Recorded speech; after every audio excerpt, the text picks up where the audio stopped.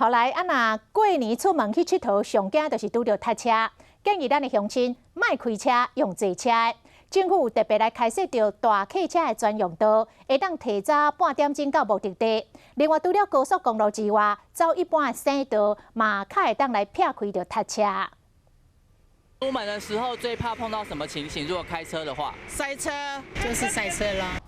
民众拢讲，塞车是上大恶梦，像安尼几啊公里长，亲像喺停车场，互出去佚佗的时间受到影响。其实想要出门有效率，方法也袂少。大家如果怕塞车的话，其实出门可以尽量搭大众运输哈，因为像高速公路啦，就有这个大客车的专用道。为了鼓励民众使用大众运输，高公局伫国五主线南向石碇到片山隧道路段有设大客车的专用道，北向宜兰到头城路径开放大客车。石碇南向到宜兰地区北向国入口大客车无受机控管制，估计这客运一转至少成半点钟。